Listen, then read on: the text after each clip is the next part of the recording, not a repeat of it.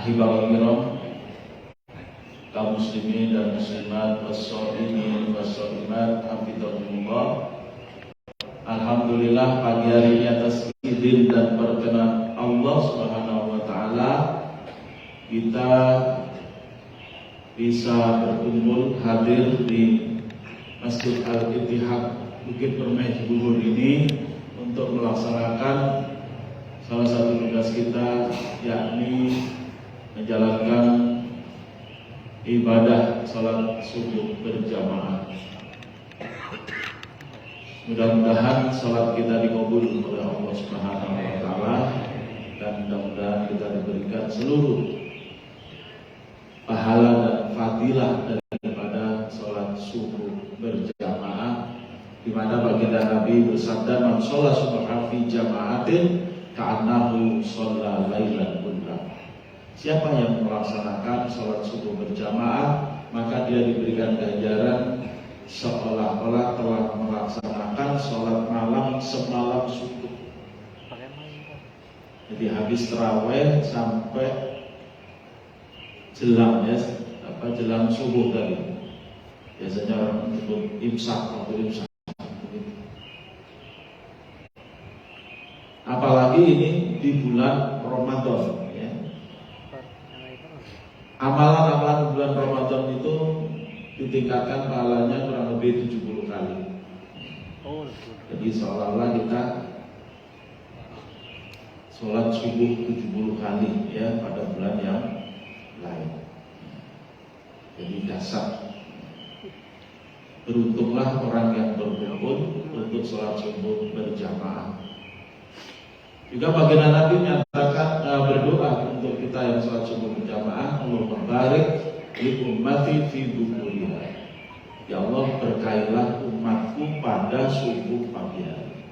Artinya sekarang kita sedang dalam waktu yang mubarak, waktu yang penuh berkah. Mari kita manfaatkan untuk taklim, mempelajari ilmu Allah Subhanahu wa taala. Mudah-mudahan kita mendapatkan taufik dan hidayah. Hadirin yang dirahmati Allah, pagi hari ini saya cuma membahas satu topik saja, yaitu bagaimana kita mewujudkan kekuatan spiritual ya pada saat siang Ramadan. Pertanyaannya, apa itu kekuatan spiritual? Jelas ini bukan kekuatan dukun ya. Apalagi kekuatan dari genderuwo, banaspati yang bukan ya. Tapi kekuatan spiritual adalah kekuatan yang diberikan oleh Allah kepada orang mukmin saja ya. Bagaimana agar kita bangkit kekuatan spiritual kita? Terlebih dahulu mari kita dengarkan bacaan yang terkait dengan kekuatan spiritual yang akan dibacakan oleh qari kita, surah Al-Baqarah ayat 249. Silakan. A'udzu billahi minasy syaithanir rajim. Bismillahirrahmanirrahim. Falamma fasala Talut bil junudi qala innallaha mubtaliikum binahar faman shariba minhu falaysa minni wa man lam yat'amhu fa innahu minni illa man i'tarafa ghurfatan biyadihi fasharibu minhu illa qalilan minhum falamma jawazahu والذين آمنوا معه قالوا لا طاقة لنا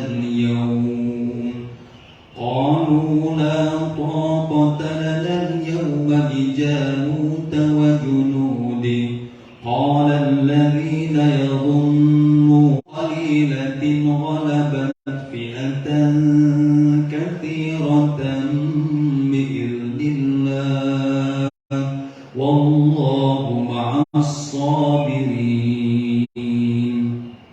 Dengan menyebut nama Allah yang Maha Pengasih dan Maha Penyayang, maka ketika Talut membawa bala tentaranya, dia berkata, Allah akan menguji kamu dengan sebuah sungai, maka barang siapa meminum airnya, dia bukanlah pengikutku, dan barang siapa tidak meminumnya, maka dia adalah pengikutku, kecuali menciduk seciduk dengan tangan.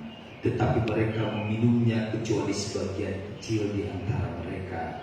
Ketika dia, yakni Talut dan orang-orang yang beriman bersamanya menyeberangi sungai itu, mereka berkata, kami tidak takut lagi pada hari ini melawan Jalut dan bala tentaranya. Mereka yang meyakini bahwa mereka akan menemui Allah berkata, betapa banyak kelompok kecil mengalahkan kelompok besar dengan izin Allah, dan Allah beserta orang-orang yang sabar. Maha benar Allah dengan segala firman-Nya. Sadaqallahul Azim. Allahumma arhamna bil Qur'an. Hadirin dan rahmat Allah, dari kisah Talut ini, siapa Talut? Yaitu Raja Bani Israel yang diangkat oleh Allah Subhanahu wa Ta'ala untuk memimpin Bani Israel membebaskan diri atau mempertahankan diri dari ancaman kekuatan asing, yaitu Jalut ya, dan bala tentaranya. Kisah ini diurai oleh Allah Subhanahu wa Ta'ala sejak dari ayat 247. Tadi yang dibaca ayat 249. Jadi seharusnya ini mereka-mereka yang akan mengikuti pendidikan militer itu seharusnya ngaji dulu ini, ya, ngaji dulu ini sehingga lulus, ya, lulus bahwa mereka dididik untuk mempertahankan negara dan bangsanya, ya, dan mengambil ibrah dari orang beriman terdahulu, yaitu Talut dan pasukannya.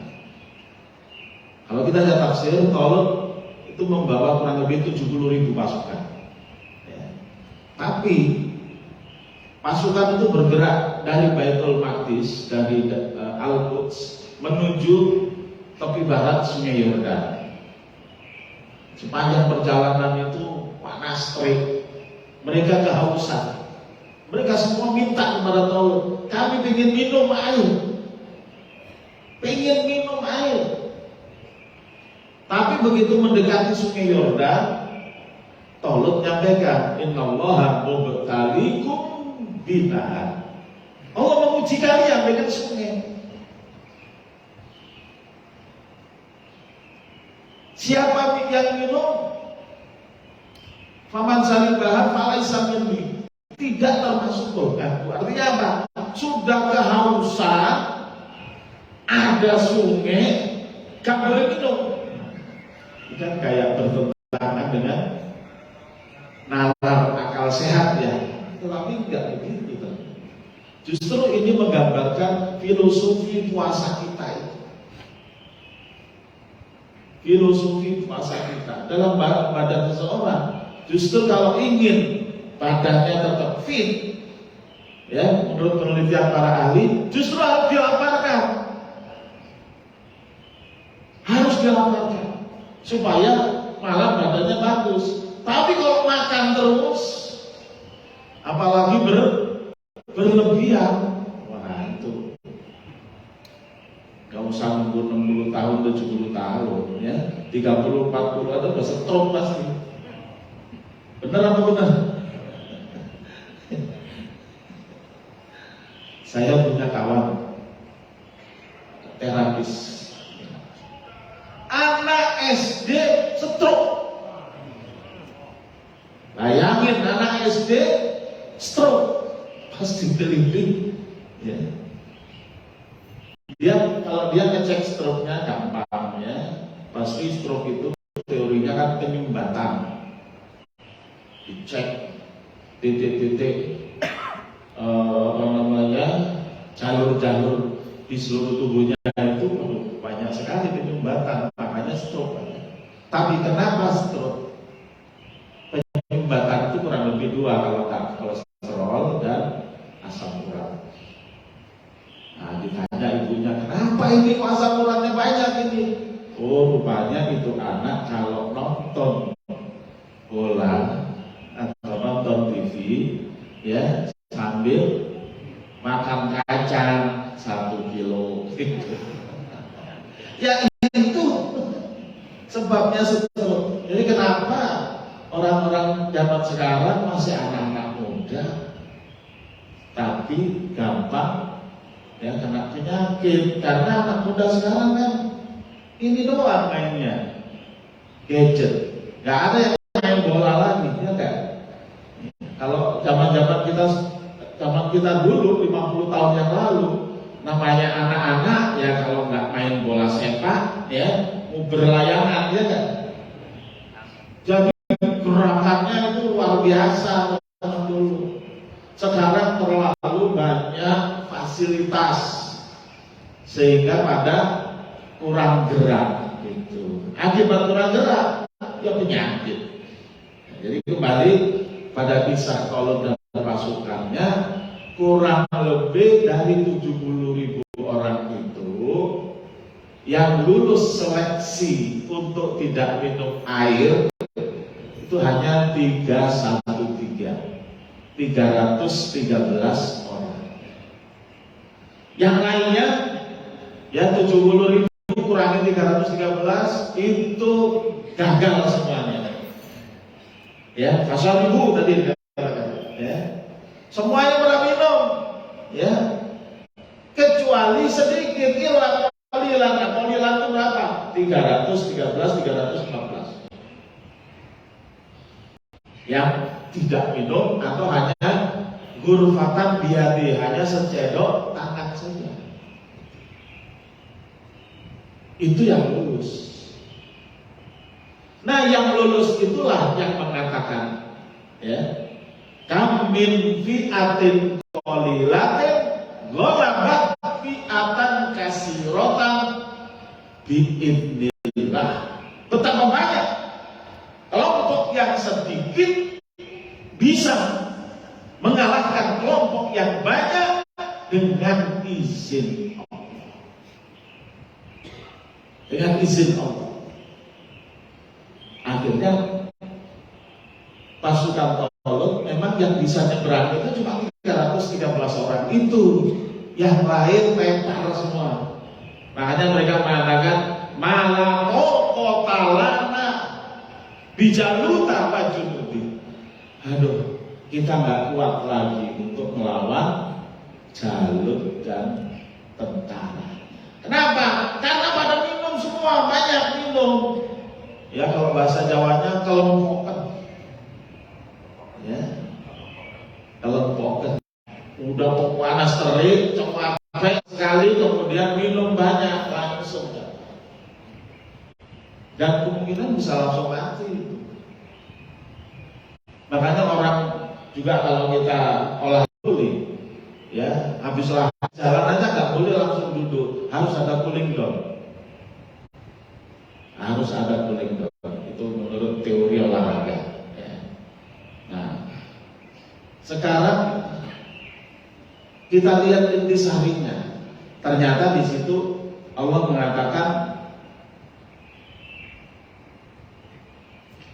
qala alladziina yadhunnuna annahum mulaqullah kam min fi'atin qalilatin ghalabat fi'atan kasiratan biidznillah. Yang bisa mengatakan betapa banyak kelompok yang sedikit bisa mengalahkan kelompok yang banyak itu adalah alladzina yadhunnuna annahum mulaqullah. Orang-orang yang yadhunnuna, kata yadhunnun berasal dari kata donna, donna yadhunnun. Aslinya artinya menyangka. tapi pada kasus tertentu artinya yakin.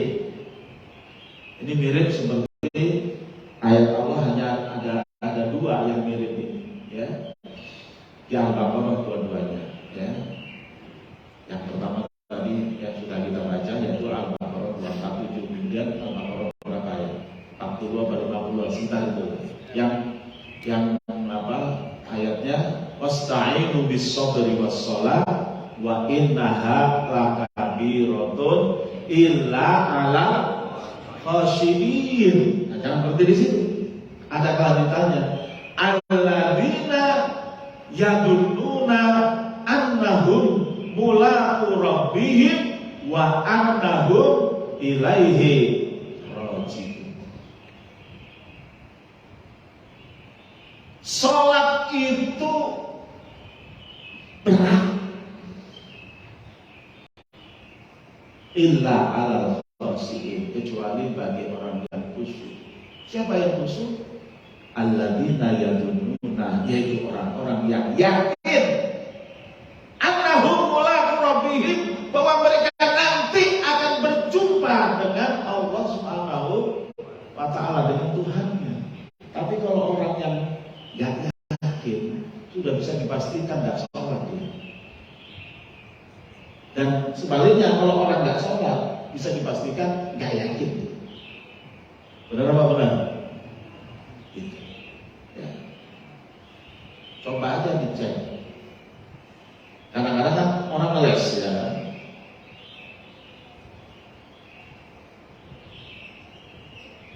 Ditanya, ayo Pak sholat. Oh, aku sudah sholat. Tak pakai Muhammadatan kalau aku mah aja di Jawa sana. Kalau di Jepun nih nggak ada yang gitu, ya nggak ada. Nggak ada sedikit atau nggak ada banyak. Ya. Diajak sholat Jumat, wis aku nitip aja, nitip absen. Jadi sholat itu sebenarnya masalah besar. Coba dihitung statistik dunia, lebih banyak orang sholat atau lebih banyak orang nggak sholat? Lebih banyak yang nggak sholat Pak. Dunia ini kurang lebih 7 atau 8 miliar sekarang, ya. Yang sholat mungkin 1 miliar atau kurang, ya. Yang sholat pasti orang Islam. Alhamdulillah ya. Di sini kalau Jumatan masih penuh ya. Alhamdulillah subuh pagi ini juga penuh. Ya, kalau kata Via Hamka, kalau Anda ingin melihat orang Muslim, silakan dilihat di sholat Id. Sholat Id itu ya, walaupun tidak puasa ya ingin sholat. Sehari-hari juga ada sholat, tapi kalau sholat Id datang, ya, karena pakai baju baru ya kan, ya. Baju baru, sarung baru ya, kalau nggak sholat laku gitu kan. Itu kata beliau kan. Kata beliau, kalau Anda ingin melihat orang mukmin, lihatlah di waktu subuh. Maka itulah orang mukmin. Memang subuh paling berat karena pahalanya paling besar. Berarti tugas kita ya memperbanyak orang-orang mukmin. Ya, jangan tambah menyedikitkan, ya. Memang diseleksi orang mukmin itu nanti bisa tinggal satu aja, ya. Yang adzan dia, yang qomat dia, yang imam dia, makmumnya dia juga. Ini namanya sholat one man show, ya. Justru kita harus mengupayakan subuh itu tambah penuh, dan Allah memberikan sistem. Di bulan Ramadan itu Allah berikan bulan yang penuh berkah, syahrul mubarak, bulan yang penuh pahala. Semua kita, ya, karena ada sahur, kemudian ada subuh, ada imsak. Istilahnya secara sistemik kita dipaksa untuk sholat subuh berjamaah. Kalau nggak ada bulan Ramadan ya nggak sepenuh ini Pak. Saya lupa ya, sepenuh ini apa nggak sepenuh ini? Sama ya, alhamdulillah. Berarti masjid Al-Ittihad ini luar biasa. Ini harus kita pertahankan 20 hari pertama untuk menyongsong 10 hari terakhir, di mana di situ ada Lailatul Qadar yang sekali kita sholat subuh seperti itu 30.000 kali sholat subuh. Dahsyat.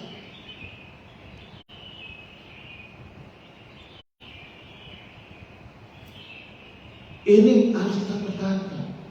Dan ini Allah yang bikin syariat, ya. Nah, oleh karena itu sebenarnya di mana letaknya tadi?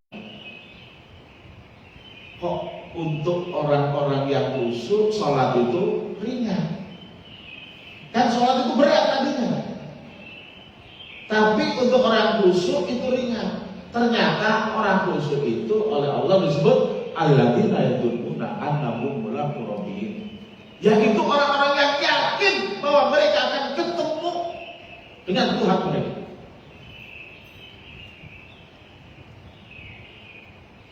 Kalau sudah kiamat ya pasti yakin semua. Kan gitu. Kalau sudah idza waqa'atil waqi'ah, ya laisa liwaqa'atiha katibah. Kalau sudah datang kejadiannya, kalau sudah datang faktanya, matahari terbit dari barat, Quran hilang tulisannya semuanya. Itu nggak ada satupun yang mendustakan. Tapi iman pada waktu itu sudah tidak berguna. Iman itu gunanya sekarang. Ya, iman yang paling tinggi gunanya adalah pada saat semua orang mendustakan. Itu yang paling tinggi. Nah sekarang bagaimana kita membangun kekuatan spiritual yang tadi dalam kasus Talut itu sudah Allah jelaskan bahwa Talut akhirnya mengalami kemenangan. Kampian fiatin walilatin walabat fiatan kasih wabat. Kelompok sedikit ngalahkan kelompok yang banyak. Tentaranya Jalut itu ribuan atau mungkin puluhan ribu, dilawan 313 orang, habis. Bahkan Jalut pun dibunuh oleh Daud. Daud itu salah satu prajurit dari Raja Talut yang akhirnya kemudian diambil sebagai menantu. Ya, dan kemudian akhirnya Daud menjadi raja dan juga menjadi nabi. Daudlah orang yang pertama kali menyatukan kerajaan dan kenabian, kekuasaan dan kenabian dalam diri seseorang. Itu Daud. Kemudian Sulaiman. Kemudian berikutnya renggang lagi. Antara kekuasaan dengan kenabian renggang lagi. Lalu muncul lagi menyatukan kekuasaan, ya. Diikuti oleh Abu Bakar Siddiq, masih nyatu. Khulafaur Rasyidin masih menyatu. Makanya Nabi mengatakan, "Alaikum bisunnati wa sunnatil khulafa'ir rasyidin al-mahdiyyin addu 'alaiha bin nawajib." Hendaknya kalian berpegang teguh mengingat daripada para khalifah Rasyidah, khalifah yang 4, Sayyidina Abu Bakar, Sayyidina Umar, Sayyidina Utsman, Sayyidina Ali. Makanya orang-orang NU biasanya kalau terawih selalu membunyikan yang tadi itu ya. Membunyikan maksudnya untuk mengikuti, bukan untuk tidak mengikuti. Lah, buat apa disebut-sebut kalau nggak ikuti? Ya, itu kan ikon kepemimpinan umat Islam. Jadi umat Islam itu umat yang paling, subhanallah, paling mendapatkan warisan. Ya, warisan pemikiran yang dahsyat itu umat Islam. Yaitu umat Islam yang berpegang teguh kepada sunnah Nabi dan sunnah Khulafaur Rasyidin Al-Mahdiyyin. Kata Nabi, adu alaiha bin nawajib. Gigitlah sunnah-sunnahku dan sunnah para khalifah Rasyidah itu dengan gigi geraham kalian. Coba gigit dengan gigi geraham, bukan dengan gigi seri. Gigi geraham berarti gigitannya luar biasa, nggak boleh lepas. Hati-hati Pak, jangan sampai lepas. Harus. Dan ini tidak hanya berlaku untuk pribadi kita, tapi untuk bangsa kita. Ibnu Abbas dalam tafsirnya ketika menafsirkan, ya ayyuhalladzina amanu qu anfusakum wa ahlikum.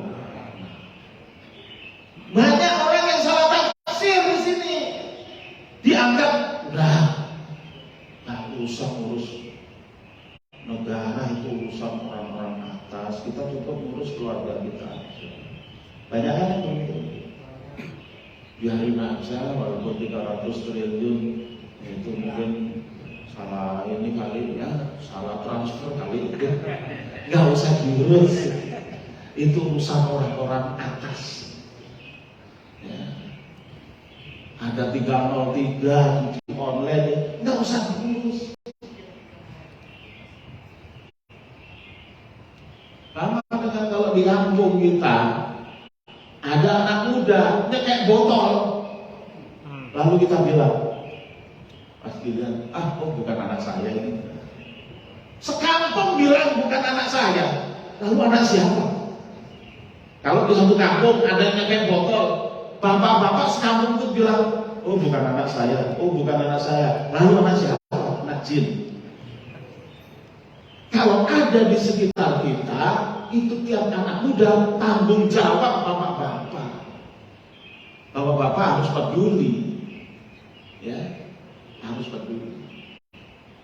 Karena apa yang dilakukan oleh anak-anak nanti akan berimpact atau berimbas kepada orang tua. Kalau bahasa Jawanya itu anak pola, ya, bopo keberada. Jawa pasti. Aku sendiri juga orang Jawa, lupa itu artinya apa. Kurang lebih gitulah, ya.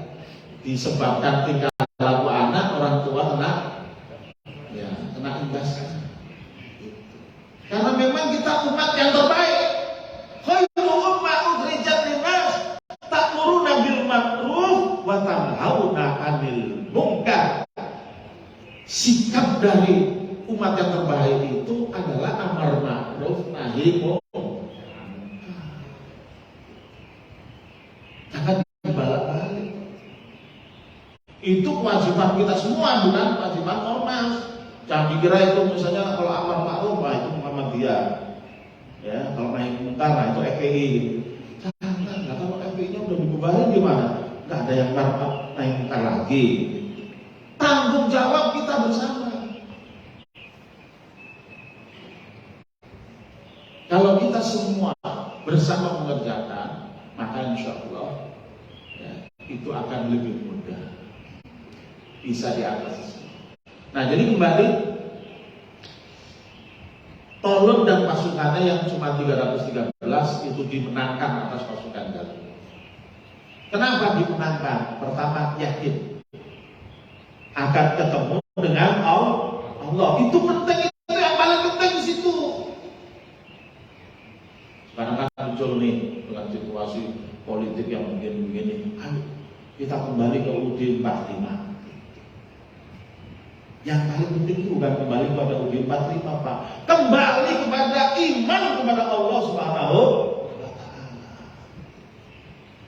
Karena UUD 45 kan sudah diterapkan zaman Orde Lama begitu, Orde Baru begitu. Sekarang ya Orde Reformasi katanya orderan, ya gitu.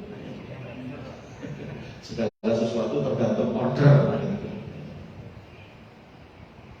Tapi kalau lepas dari Allah Tuhan yang Maha Esa, kita bakal bubar.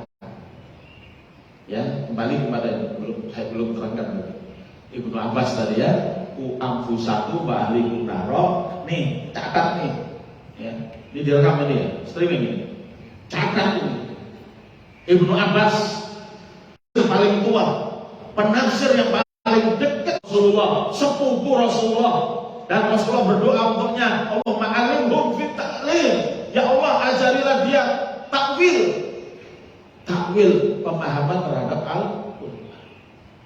Dia mengatakan, ya ayyuhalladzina amanu qu anfusakum wa qaumakum. Itu dalam tafsir. Silakan dicek sendiri.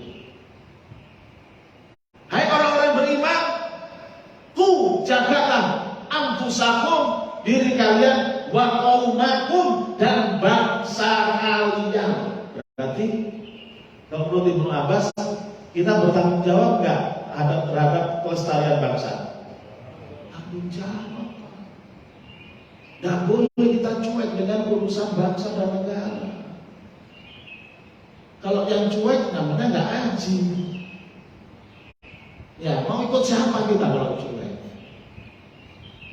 Negara kita mau diintervensi atau diagresi oleh negara luar misalnya, masa kita cuek? Harus kita jaga. Dan gak usah takut, waduh yang mau nyerang kita negara adidaya, punya nuklir, ini itu. Gak usah takut. Pegang apa yang dikerjakan orang-orang terdahulu ketika memerdekakan negara Indonesia ini.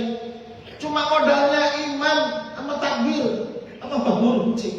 Tapi mereka berani mengorbankan ya nyawanya.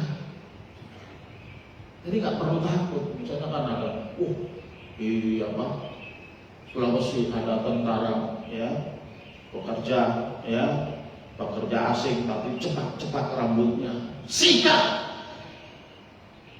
Kalau memang itu betul-betul terbukti akan menjajah negara kita, jihad kita, kenapa tidak? Masih ingat nggak sejarah? Kerutan negara aja berani ngiris hidungnya mereka yang dari utara, ya nggak? Itu belum Islam loh. Raden Wijaya, tahu Raden Wijaya? Bisa menghabisi mereka yang mau menguasai tanah Jawa. Belum Islam. Lah apalagi kita sekarang sudah Islam. Apalagi yang di sini nih sudah pada pergi umrah dan pergi haji. Ya, yang belum umroh belum lagi saya doakan segera dipanggil. Kita sudah berani lagi. Tapi dengan kekuatan apa? Selain kekuatan material, juga kekuatan spirit. Dan bulan Ramadan ini Allah latih kita. Cara melatih Allah adalah kita disuruh imsak. Ya. Kapan waktu imsak? Imsak itu kapan waktunya? Ya, kita tahunya 10 menit sebelum subuh. Kalau setelah itu udah lewat waktu imsak. Belum, sekarang ini masih waktu imsak. Subuh itu waktu imsak. Ketika kita sholat subuh, imsak. Habis subuh, sekarang punya subuh, imsak nggak ada? Imsak. Nanti duha imsak, zuhur imsak, asar imsak. Kalau udah maghrib baru iftar.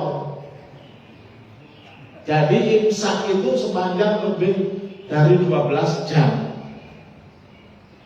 Lalu waktu imsak itu kita ngapain? Di sini Allah melatih agar kita mendapatkan kekuatan spiritual. Tadi kita sudah bahas bahwa orang-orang yang 313 itu berani melawan ribuan atau puluhan ribu orang pasukan Jalut dikarenakan mereka yadununa annahum mulaqullah. Mereka yakin bahwa mereka akan ketemu dengan Allah. Nah sekarang pertanyaannya, bapak-bapak lapar, puasa, haus, itu untuk siapa? Untuk Allah. Dalam hadis qudsi Rasul bersabda, Allah berfirman, asyamu li wa ana ajzibi. Siam itu untukku dan aku yang akan membalasnya langsung. Maka Sekarang ini kita paling dekat dengan Allah karena kita sedang menjalankan perintah Allah. Kutiba alaikumusiyam kama kutiba alal ladzina min qablikum la'allakum tattaqun. Jadi kita harus selalu online, selalu terhubung dengan Allah Subhanahu wa taala. Kesadaran itu yang penting. Kesadaran kita boleh hilang kalau kita tidur, dan tidur tidak membatalkan ibadah puasa. Makanya dikatakan tidurnya orang yang berpuasa itu ibadah, dikarenakan ibadahnya tidak batal. Maka tidurnya harus lebih tertib daripada kita tidak puasa. Kita tidur malam hari kan tidak puasa. Nah, tidur siang hari itu harus lebih tertib. Artinya jangan lupa ketika mau tidur itu jangan langsung tidur, ingat dulu tidurnya, ya. Minimal doanya, ya. Gimana doa mau tidur Pak? Allahumma barik lana. Bismika Allah, huma'ahnya, wa bismika. Kita mau tidur saja mohon izin kepada Allah. Berarti kita sangat dekat. Kita mau tidur masih ingat Allah. Begitu kita bangun kita ingat Allah. Alhamdulillahilladzi ahyana ba'da ma amatana wa ilaihi. Jadi kalau orang selalu sadar akan hubungan dirinya dengan Allah, ada idrakus silabillah, ada kesadaran hubungan dirinya dengan Allah, maka itulah orang yang paling kuat, orang yang paling berani menghadapi persoalan apapun. Bapak-bapak sering mengikuti penguburan mayit ya. Di situ biasanya ada talqin ya. Talqin itu pelajaran yang dasar untuk membangun hubungan kita dengan ya. Kan dibacakan dalam talqin idza jaa ya al-malakani, kalau datang kepadamu dua malaikat munkar dan nakir, fala yafzi'aka wala yurhibaka, jangan mengagetkanmu, jangan membuatmu takut. Mayit aja diajari untuk tidak takut kepada malaikat munkar dan nakir. Saya mau tanya, malaikat munkar dan nakir dibandingkan dengan ya tentara Zionis Israel, lebih kuat mana? Malaikat munkar dan nakir ya dengan tentara Amerika Navy SEAL, lebih kuat mana? Malaikat lebih kuat. Itu aja kita diajari ya oleh apa namanya, kalau di kampung saya namanya Mutin ya, yang biasa membacain Amir. Kita khawatir Amirnya sendiri cuma bertahun itu celakanya umat Islam ya. Kalau Amir itu tahu yang dibaca, oh dasar orang sudah mati aja kita ajari untuk tidak takut kepada malaikat, takut hanya kepada Allah. Satu aja. Jadi oleh karena itu, kalau kita tadi kan saya ajak dalam kalian takbir ya, takbir, takbir, nah gitu dah.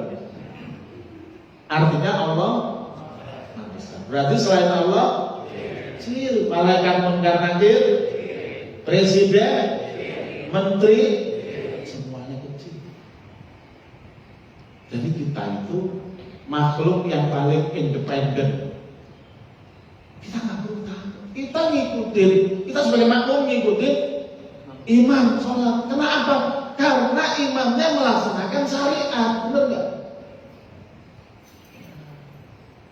Coba kalau imamnya salah baca, pasti kita koreksi kan. Salah gerak kita kok koreksi. Itu kekuatan itulah yang menimbulkan kekuatan paling dasar. tentara Amerika, tentara Israel kalau melihat orang Islam sholat subuh, ngeri Pak. Makanya ada yang mengatakan bahwa kalau orang Islam subuhnya seperti Jumatan, sudah angkat tangan. Israel angkat tangan, tidak mungkin kita menang sama orang Islam. Ini masalahnya subuh banyak yang cuma 2 orang, 3 orang, 1 soft, 2 soft. Tapi kalau subuhnya sepenuh ini, nah itu dasar. Nah, maka tugas kita adalah mengupgrade orang-orang Muslim menjadi orang-orang mukmin, ya, dan memberikan kekuatan atau menularkan kekuatan spiritual. Sebenarnya kekuatan spiritual itu di kita itu sudah biasa, tapi karena tidak dipahami dan tidak disadari, maka lepas. Artinya daripada kekuatan spiritual itu adalah kekuatan yang diberikan oleh Allah.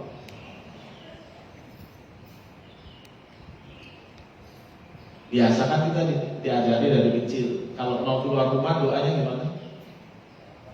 Bismillahirrahmanirrahim, tawakkaltu 'alallah, la haula wala quwata illa billah. Itu kekuatan spiritual. Tapi itu tidak akan muncul kalau tidak kita sadari. Ya. Kalau tidak kita sadari, harus kita sadari.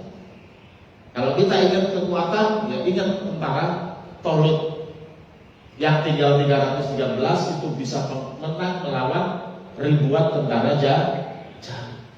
Dan itu diulangi oleh Rasulullah dengan pasukan beliau disebut dengan pasukan Badar, 313 orang bisa mengalahkan ribuan orang dari pasukan Quraisy. Itu karena dekatnya Rasulullah dengan Allah Subhanahu wa taala, karena dekatnya para sahabat dengan Allah Subhanahu wa taala, mereka mendapatkan pertolongan. Allah sendiri sudah memberikan pernyataan, "Iyansurkumullah fala ghaliba lakum." Kalau Allah menolong kalian, maka fala ghaliba lakum, enggak ada yang bisa mengalahkan kalian.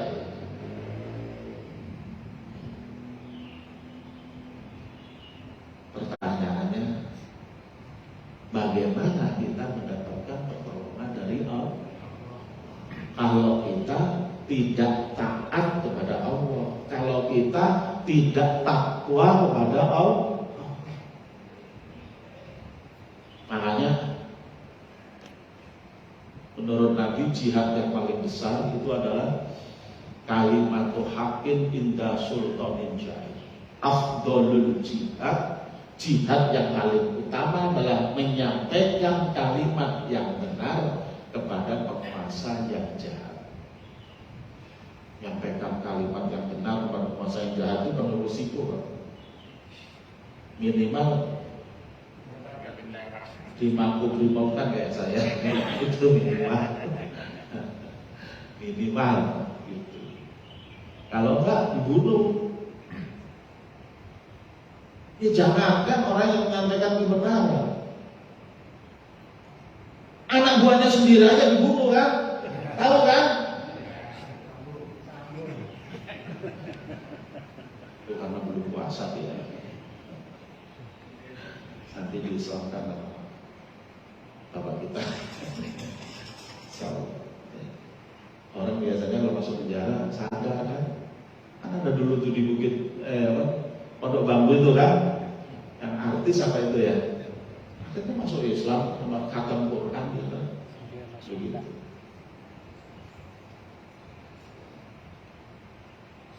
Yang Freddy Budiman tahu ya? Nah, kita tadi. Jadi kalau orang itu belum finish jangan dihukumi ya. Tapi doakan aja mudah-mudahan mendapatkan hidayah. Tapi kalau finishnya udah kafir ya mau bilang apa lagi ya?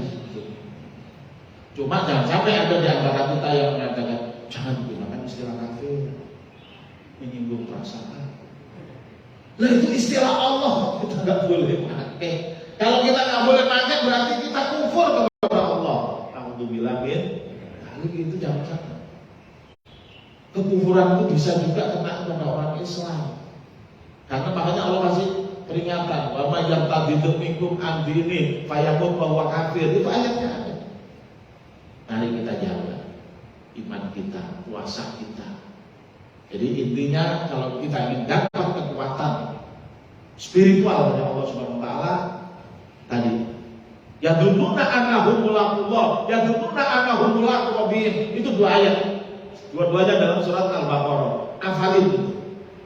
Dan coba terapkan. Nah, kita mumpung sedang dilatih. Baru berapa hari kita? 9 hari. 8 atau 9? Ya udah untuk sendiri. Ini sudah ikhtilaf. Ya.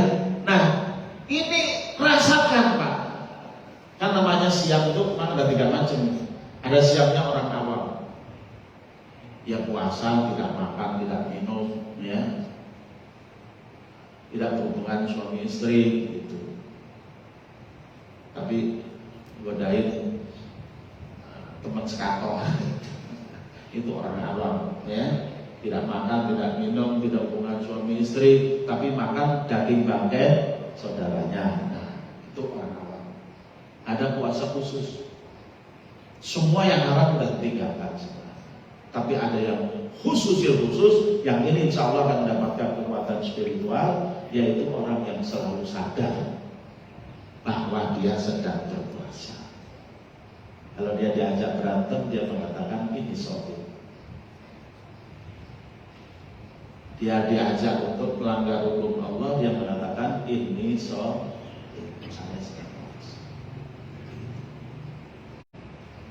Yang paling banyak melanggar itu kan yang di DPR itu Pak. Ada yang anggota DPR ini. Itu yang paling banyak melanggar dan dosanya paling besar Pak. Ya, jadi jangan kita jadi anggota DPR Pak. Kenapa? Karena DPR itu orang buat undang-undang. Lu orang buat undang-undang itu setara dengan firman Pak. Kecuali kalau undang-undangnya itu diambil dari hukum.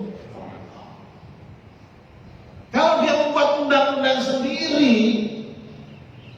coba ingat Bapak sering baca surat Al-Mulk Tabarok. Ada nggak ayat yang begini-begini? Ya, sa'alakum khawsanatuha alam yaktikum nabi. Terus mereka menjawab apa? Qalu bala qad ja'ana nadhir fakadzabna wa qulna ma nazzalallahu min syai'. Orang-orang penghuni neraka Sa'ir itu para malaikat jengkel sama mereka. Kok bisa masuk neraka? Malaikat itu jengkel. Kok bisanya nak kamu masuk neraka? Padahal sudah diturunkan Al-Quran, padahal sudah diturunkan Nabi, padahal sudah diturunkan para mubalik. Kok kamu bisa masuk neraka? Maka mereka mengatakan, alam yaktikum nadir, apa belum datang orang yang masih peringatan? Mereka menjawab, Qadja ana nadir, sudah datang. Bahkan tak benar, tapi kami dustakan, kami remehkan, kami lecehkan. Ya, preman berjubah itu, wah, nggak diakui. Ulama itu cuma tempatnya yang buat kalau ada kampanye, ya, supaya politik identitasnya jalan, gitu. Atau cuma bagian doa. Dan pernyataan ahlul nar itu mengatakan fakat dan benar kami dustakan, ya, wa qulna dan kami katakan ma nazzallallahu min syai'. Allah enggak pernah menurunkan ayat, Allah enggak pernah menurunkan hukum, Allah enggak pernah menurunkan peraturan. Maka nah, kalau rapat di DPR ini rapat sidang Dewan Perwakilan Rakyat, jangan bawa-bawa agama ya di sini. Itu kan berarti kan jangan bawa-bawa ayat, ya enggak? Nah, omongannya kok sama dengan ahlul nar tadi. Nah kira-kira satu jalur ya biasanya kan yang kumpul kan satu jalur biasanya. Nah oleh karena itu saya sarankan yang jadi anggota DPR cepat bertobat, ya. Yang belum jadi ya ingat-ingat aja. Ya. Saya nggak melarang kalau Bapak jadi anggota DPR. Jadilah anggota DPR yang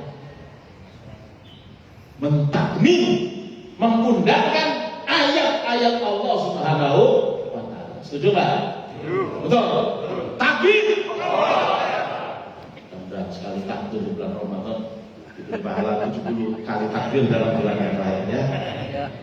Jadi insya Allah kalau kita semua umat Islam sadar kekuatan spiritual itu, kalau kita bersama-sama munculkan dasar, saya harapkan Masjid Al-Ittihad ini bisa menjadi pelopor. Sebab kalau tidak nanti di akhirat akan ditanya. Bukan hanya Pak Muzamil yang ditanya, Pak Anton, juga yang lain-lain ditanya.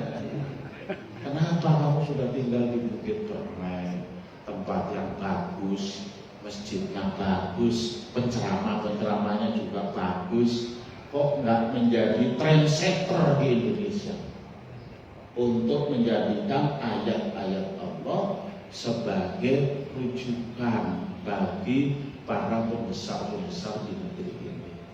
Kebanyakan para pembesar itu merasa besar sendiri. Masih ingat nggak dulu ada orang yang mengatakan ayat konstitusi lebih tinggi daripada ayat suci? Ada kan? Ya. Mestinya kan dibalik. Ya. Dulu zaman Orde Baru itu saya dengar ada firman falsafah formula. Firman Allah, falsafahnya Pancasila, formulanya UUD 45. Kenapa enggak itu yang lebih diperdalam lagi? Ini kalau begitu bikin undang-undang, ambil konsultannya dari Amerika. Nah, ambil konsultan dari Amerika terus mengundangkan apa? Itu namanya kebablasan. Kadang-kadang saya dalam hati itu, ya Allah ngapain duit negara dihambur-hamburkan untuk hal yang sia-sia. Lah apa nggak ditanya itu? Ya, apa nggak ditanya di akhirat nanti berapa rupiah yang dianggarkan itu? Kalau tidak untuk meninggikan kalimat Allah, sia-sia. Kalau kita yakin bahwa kalimat Allah itu adalah kalimat yang benar, mari kita perjuangkan. Ini bukan untuk kepentingan politik pribadi, individu atau golongan. Ini kepentingan untuk mendirikan kalimat Allah. Wa mallahu bidzalamin lil abid. Allah pasti tidak akan mendolimi hambanya. Benar nggak? Allah menyatakan walau anna ahlal qura amanu wattaqau la fatahna alaihim barakatin minas samai wal ardh. Kalau sekiranya penduduk negeri-negeri itu termasuk Indonesia beriman, bertakwa, sungguh akan kami buka pintu-pintu keberkahan dari langit dan dari bumi. Jadi jangan khawatir Pak.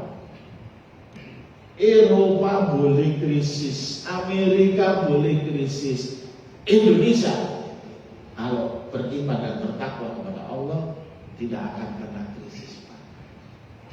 Karena Allah itu nggak ada krisis. Allah Ar-Razzaq, Allah yang memiliki kekayaan di langit dan di bumi. Jadi kita nggak usah khawatir, insya Allah. Ya. Pertolongan Allah akan datang. Cuma seperti tentara tolong ini, ya. Harus sabar. Kan tidak pakai simsalabim tolong itu. Yakin pasti akan ditolong oleh Allah. Perang dulu melawan, jawab perang dulu ya, namanya perang ya. Keras itu keras, ya. Kan nggak ada perang itu lembut, ya. Monggo Pak, gitu. Nggak ada perang begitu. Pasti jepret gitu kan. Nah itu tahan apa tidak? Kalau tahan pasti pertolongan Allah akan datang. Jadi sakit dulu. Dan peribahasanya kita dulu gitu. Ya. Berakit-rakit ke hulu, berenang-renang ke ketiak, bersakit-sakit dahulu untuk bersenang-senang. Ya, kita berpuasa, ya, lapar dulu. Ya. Rasulullah mengatakan, ya, ini farhatan, bagi orang yang berpuasa ada dua kegembiraan. Farhatan indal iftar, kegembiraan saat iftar nanti. Sekarang masih imsak. Jangan lupa, jangan iftar kepagian. Ya. Dan yang kedua, farhatan indah liqa'i rabbi. Itulah tadi saya menyatakan bahwa berpuasa itu bisa membangun kekuatan spiritual. Karena nanti ketika ketemu dengan Tuhan, ya, itu orang yang berpuasa akan senang. Kenapa? Puasa kita akan menjadi syafiq, menjadi pemberi syafaat. Kata puasa, ya Allah, orang ini ya Rob, ya, dulu dia selalu berlapar-lapar, dia berhaus-haus, dia menahan, ya, menahan daripada hawa nafsunya untukku, ya, dalam rangka menjalankan syariatmu. Maka ampunilah dia. Makanya man shoma Ramadhana imanan wa ihtisaban ghufira lahu ma taqaddama. Ya. Tapi Rasulullah juga mengatakan man qoma Ramadhana imanan wa ihtisaban ghufira lahu ma taqaddama. Ya, siapa yang mendirikan yang mulai. Orang sekarang kan nggak kuat kalau sholat 23 rakaat ya. Kalau suruh pilih ya saya sendiri juga pilih 11 lah. Tapi kalau imamnya 23 ya apa boleh buat, kita ikutin aja gitu. Sini 11 dan 23. 23. Udah 23 semua. Tapi 23-nya jangan kayak di Jawa Timur, Pak. Dalam 8 menit selesai. La haula wala quwata illa billah. Itu sholat dengan cara seksama dan dalam tempo singkat-singkatnya. Jadi walaupun 23 rakaat imamnya yang tadi. Jadi iya, apa namanya? Tenang gitu ya. Karena sholat tarawih itu sholat santai. Yang penting imamnya semangat, ya. Pokoknya minimal ya bacaannya itu paling jelek itu seperti Syekh Abdurrahman Sudais. Kok bisa paling jelek begitu Pak Ustaz? Yang paling baik bagaimana? Ya yang lebih baik daripada Syekh Abdurrahman Sudais gitu aja. Apa ada? Ya pasti ada lah. Gitu. Ya. Tugas dari DKM untuk mewujudkan itu. Gitu. Tugas jamaah menikmati aja, ya enggak? Saya kira sudah lengkap yang saya ceritakan. Ya, kita mohon kepada Allah Subhanahu wa taala agar kita semua mendapatkan kekuatan spiritual, agar kita mendapatkan kekuatan keimanan dan ketakwaan kepada Allah Subhanahu wa taala. Ala hadhihi wa kullu niyatin shalihah wa ila hadratin Nabi Mustafa sallallahu al-Fatihah.